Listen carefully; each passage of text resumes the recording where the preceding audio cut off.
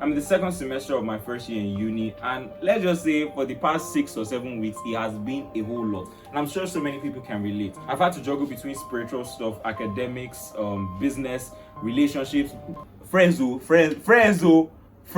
To be able to manage some of these tasks and some of these activities, there are certain skills that I have been able to adopt, right? Time management in its own right is a skill. In this video, I'll be talking about 4 things that I have done that have been able to help me manage my time effectively. Let's dive in.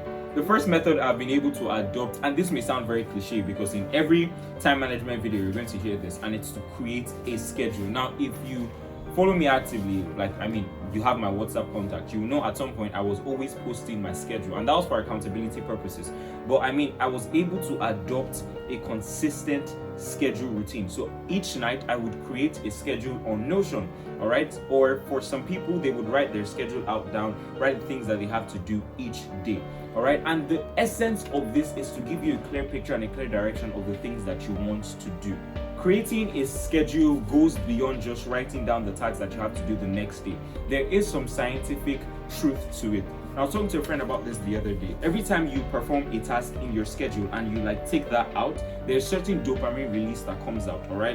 Especially if you're writing, if you cross it off, you feel just a slight dopamine release, and then that helps you to do the other tasks on your schedule. It's like a game. The same accomplishment that we get when we finish a level in a game, the same accomplishment we get when we finish our schedule. So having a daily schedule, sometimes you can even stretch it out to a week. You can sit down for an hour or 2 hours on a weekend and just plan out your whole week. Doing this gives you direction on how you would manage your time and certain activities that might arise. Now, the thing with a schedule is schedules are not necessarily created so that you accomplish every single thing on the schedule. And I spoke about this sometime when I was talking about goals, how we don't set goals to necessarily achieve them. But schedules are created for a direction, to have a clear direction on your day. To be very honest, I don't always complete every single thing that I have to do in a particular day. And one of the things that has helped me with that is the second point, which is prioritizing your task. So yes, while I create a schedule and I genuinely want to accomplish everything that is in that schedule, or everything that's in the to-do list, the ones that are most important will be put first on my list, and those are the ones that I would give high priority to. There's a concept called the Eisenhower matrix, and it categorizes your tasks into 4. So it categorizes it into urgent and important, urgent but not important, important but not urgent, and neither important nor urgent, right? So if you have this at the back of your mind when you are creating your schedule, then you can create it in a chronological order based on priority using this matrix. Now, the third thing, and this is one of the most important, I would say when I'm teaching Sunday school, if you've not listened to anything that I have said, listen to this particular one, and it's to be very selfish with your time. One thing that I'm trying to learn is how to say no, right? I'm a very jolly person. If you've not noticed, right, I am a very nice person, right? But it's quite difficult for me to say no, especially when it has to do with my time, and especially when it has to do with spiritual activities.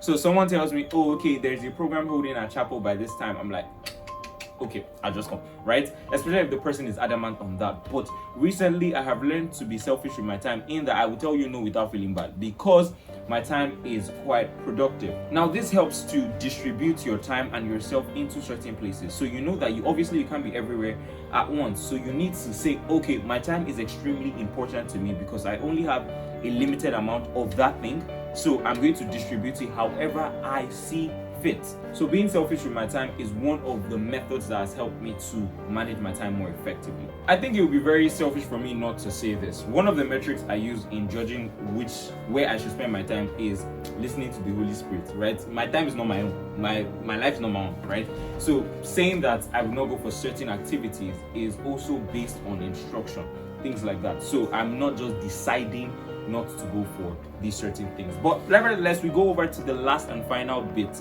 and it is having a consistent and regular sleep routine.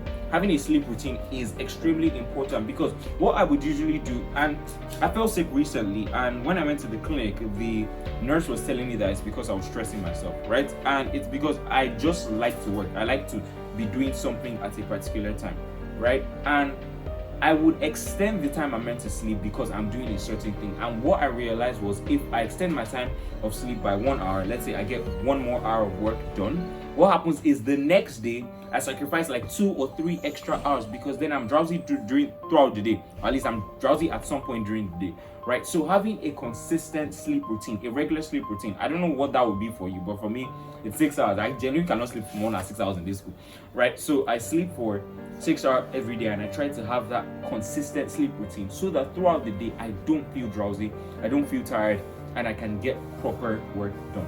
Now, if you know me, you know I'm not a very haphazard person, right? When it comes to spiritual activities, I'm there. When it comes to academics, by God's grace, I'm there. When it comes to social, I'm not there in the social life bit. But basically, my point is adopting these methods that I have mentioned have helped me to manage my time over the past few months, and they have genuinely helped. So you don't actually have to struggle in one area. You don't have to focus on only academics or only spirituality and things like that, and other areas would be lacking. You actually can manage your time effectively if you are disciplined. Like I mentioned at the start, time management is a skill. It's something that you will need to practice over time. You're not going to adopt these methods and be able to be disciplined immediately. So it's something that you genuinely need to continue to practice every single day, and you must be consistent with it. Well, if you like this video, it was probably a short one, but if you enjoyed the video, please give it a thumbs up. Subscribe if you are not already subscribed. Turn on post notifications and all that wonderful stuff. And I'll see you in the next video by God's grace. Take care and God bless.